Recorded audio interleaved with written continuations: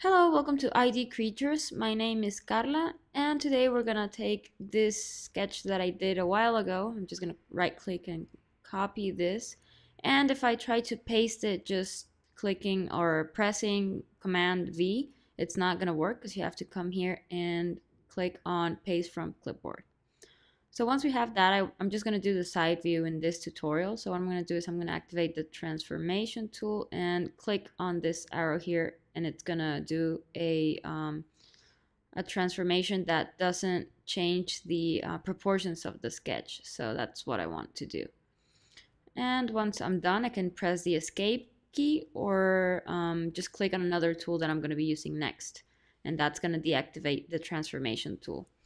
So before I start sketching any lines, I want to lower the opacity here and move my vector layer on top of my paint layer, which is where I have the sketch. So I'm going to press on this to make it go away. And the tool I'm going to be using is a pen. I'm going to have the intensity all the way to the top, and you can see the preview there in the middle of the screen. It's going to be black, and the size number 2 right there would be fine. I'm gonna use the second option here just because I can use my tablet, but since I know a lot of people don't use them, I think it makes more sense to just use the mouse and do the tutorial like that. But for people who have a tablet, you can just use the free sketching tool. So I'm gonna click on this one. I'm gonna start outside of the sketch and just start clicking where the curves change. So up here at top, I want one dot and then another one here, then at the lower point, and then just go outside with the line. Once I'm done, I click on the check circle there, and I'm gonna do the same thing here at the top.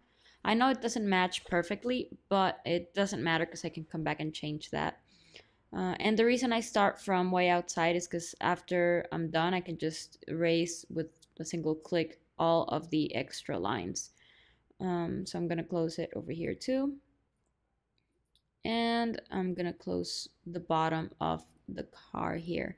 Again, every time the curve changes, so here I'm gonna click once, and then since it changes here again and over here again, the more changes you have on a curve, the more dots you need to put there. So I'm gonna be done with that right there.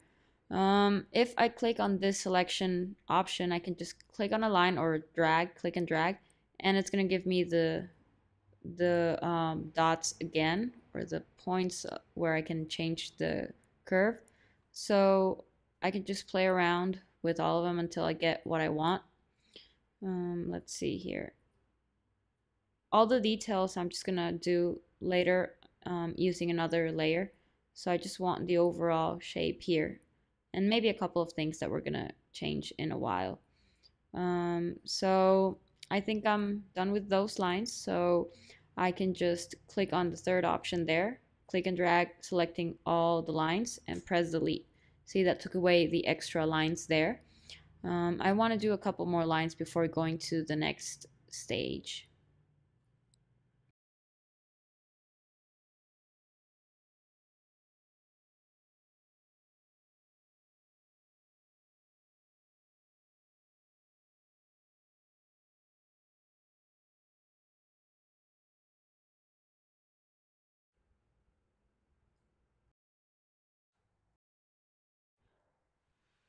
Okay, so what I'm gonna do next is hide this paint layer which has the sketch.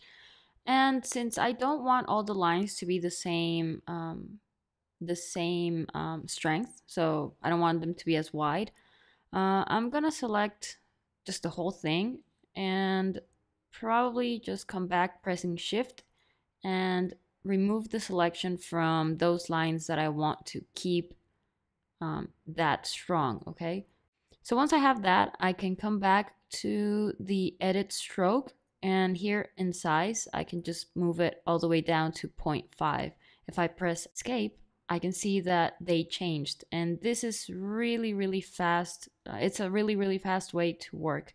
I can correct this little mistake here if I just select that edge and move the size back to number 2, if I click on the little squares here and I just press the number or enter the number and click on enter, I'll get the same result as clicking and dragging. So I'm gonna go back out, okay, escape to remove any selections, and I noticed that this one at the bottom also should be the same size. So I'm just gonna click on 2 and enter, and that little line there has the same mistake. So probably doing it this way was not the best option. I just realized that, but you know, that's how you learn. Okay, so now we're gonna add a little bit of color here.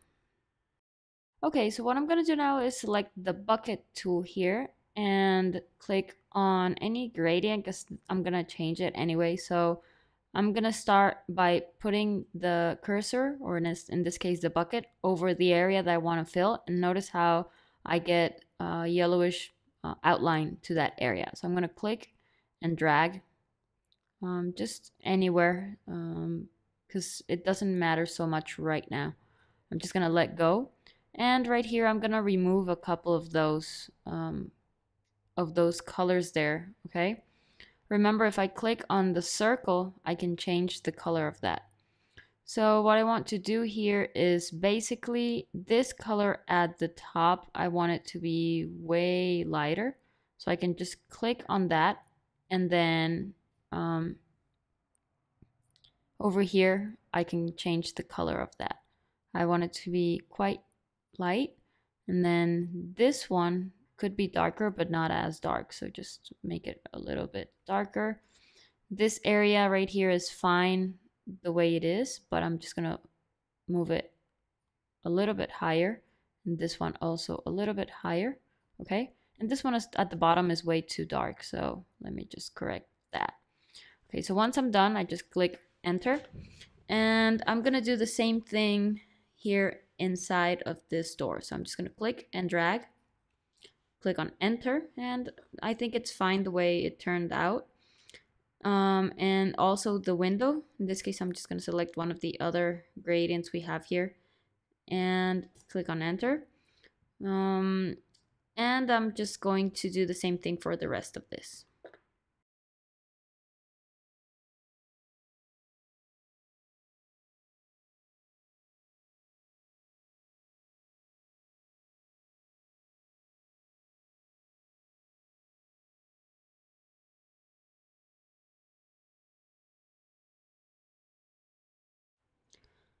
So we're gonna leave it here for now, and this is the first part of the tutorial. On the next videos, we're gonna work on the tires and all the little details we need.